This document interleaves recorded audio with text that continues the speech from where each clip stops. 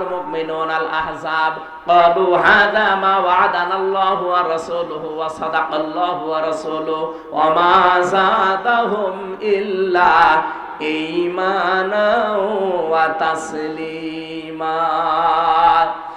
সূরা আহজাব 21 নম্বর পারা 19 নম্বর পৃষ্ঠা 13 নম্বর লাইনের 22 নম্বর আয়াতে আছে। তাফসিরে যে কোনটা দেখবেন এটা পাবেন। নবীজিকে আল্লাহ জানিয়েছেন, হে নবী আপনি হক দল খুঁজে পান না। পৃথিবীতে হক দল ওইটা যাদেরকে দেখে অন্য আল্লাহ বিরোধী যারা তারা তেড়ে তেড়ে মারতে আসে। বাংলাদেশে কত দল আজ ইসলামের কাজ করছে, দেখেন তো কোন দলের উপরে বাতিলের টার্গেট নেই, শুধু একটা দলকে ওরা দাবিয়ে রাখতে চায়। আপনি হক দল খুঁজে পান না মানে আয়াতের তাফসীর পড়বেন, দেখবেন এই দেশে হক আপনি যদি চিনতে নাও পারেন, বাতিলরা কিন্তু চিনে ফেলেছে। ওরা জানে যে এই দেশে আল্লাহর কোরআন কায়েম করতে চায় কারা। ওরা এটাও বিশ্বাস করে যে কোনদিন তাহেরির দ্বারা এদেশে কোরআন কায়েম হবে না। ওরা বিশ্বাস করে নজিবুল বছর মজভণ্ডের দ্বারা জীবনেও কোরআন দেশে কায়েম হবে না। ওরা বিশ্বাস করে আট রশির দ্বারা দেশে কোরআন কোনদিন কায়েম হবে না। ওরা বিশ্বাস করে ফেলেছে কোরআন কায়েম হতে হলে একামতে দিনের কর্মীদের দ্বারা হবে। এদের সবার টার্গেট এখন ঠেকাও, একামতে দিনকে ঠেকাও। আল্লাহ বলেন না, এদেরকে ঠেকাতে কেউ পারবে না। অনরিদু আন্নামুন্না আলাল্লাযীনা ইসতাদঈফু ফিল আরদ। জমিনে ফেরাউন একটা দলকে দুর্বল করে রাখতে চেয়েছিল কোন ঠাসা করে, সেটা মুসা নবীর দল। আর আমি আল্লাহ ইচ্ছা করলাম তাদের উপরে অনুগ্রহ করে জাতির ইমাম তাদেরকে আমি বানিয়ে দেব। আল্লাহ মনে আছে তাই বানিয়ে দিয়েছে। সারা দেশে এখন দেখেন ইসলামের জয়কার চলছে। কথা বলেন না কেন? শুধু ইমাম বানাবো না, জমিনের উত্তরাধিকারী তাদেরকে আমি বানাবো। অনুমাক্কিনা লাহুম ফিল আরদ, জমিনের শাসন ক্ষমতাও তাদেরকে দেব। অনুরিয়া ফিরআউন ওয়া হামান ওয়া জুনুদাহুমা মিনহুম মা কানু ইয়াহদারুন।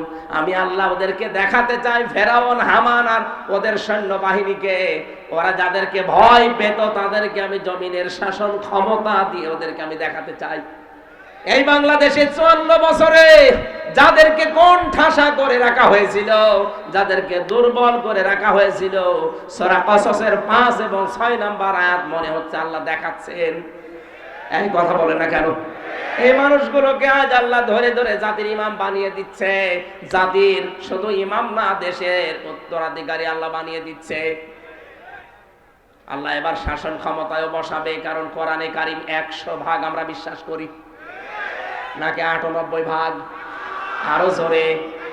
অনুমাক্কিনা লাহুম ফিল আরদ, আল্লাহ বলে আমি নিজে তাদেরকে জমিনের শাসন ক্ষমতায় বসাবো। এইটা এখন দেখতে বাকি আছে। আর আমার বিশ্বাস কোরআনের উপরে 100 ভাগ আছে।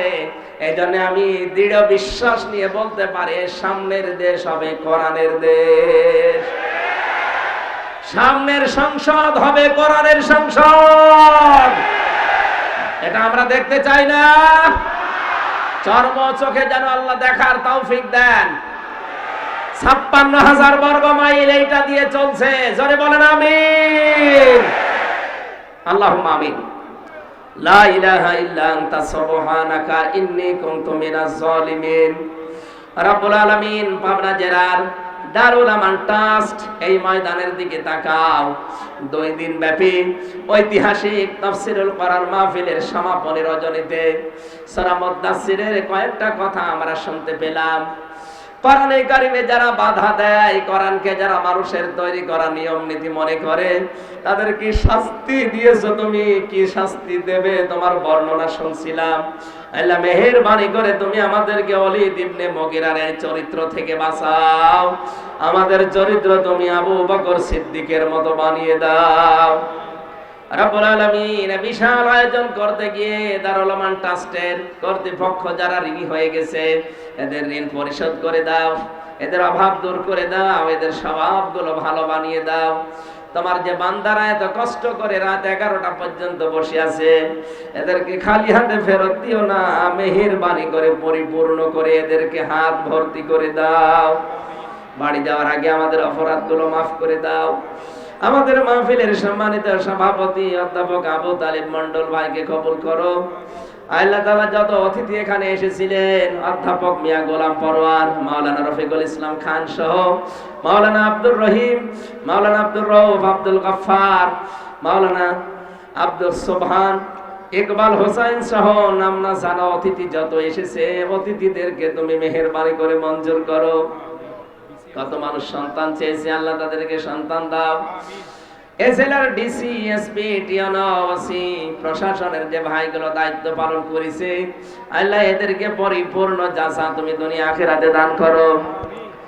এলাকায় মাটির নিচে ঘুমিয়ে আছে যারা, কোরআনের কারিমের এই আওয়াজ দ্বারা শুনতে পেত আগে, কবরে যাওয়ার পরে এই মানুষগুলোকে কোরআনের ইজ্জতে মাফ করে দাও। বিশেষ করে মরহুম মাওলানা আব্দুস সুবহান রহমাতুল্লাহ আলাইহি, তার সন্তান হাত তুলেছে। রব্বুল আলামিন তার সন্তানের হাতের দিকে তাকাও। তোমার নবী জানিয়েছে সন্তানের হাত নাকি তুমি ফেরত দাও না। ছেলের হাতের দিকে তাকিয়ে মাওলানা আব্দুস সুবহানকে তুমি জান্নাতের সুউচ্চ মাকাম দিয়ে দাও। শহীদ আল্লামা দেলাওয়ার হোসেন সাইদি, আল্লাহ 3টা বছর তোমার এই গোলামের সাথে আমি অনেকবার দেখা করেছি। তার কথাবার্তা শুনতাম বসে বসে, তিনি আমাকে উপদেশ দিতেন। তার পুরো উপদেশ আমার প্র্যাকটিক্যাল লাইফে মেনে চলার তৌফিক দাও। তোমার গোলাম বেঁচে থাকলে এই ময়দানে এখানে আজকে তিনি কথা বলতেন। তুমি যখন ডাক দিয়েছো তোমার না দরবারে তিনি হাজিরা দিয়েছেন, তাকে তুমি জান্নাতুল ফেরদাউস দিয়ে দাও। আল্লাহ তাআলা জনাব নাসিরউদ্দিন এই জমিনের মালিক, তিনি দিয়ে দিয়েছে তোমার নবীর ঘরের জন্য ওয়াকফ করে, তাকে তুমি মেহেরবানি করে ক্ষমা করে দাও। কত মানুষ আমরা অসুস্থ, আমি নিজে 3টা বছর জালেমের এই জেলখানায় অসুস্থ হয়ে পড়েছি। যত মানুষ আমার সাথে অসুস্থ আছে, শেফায়ে কামেলা আজেলা নসিব করে দাও।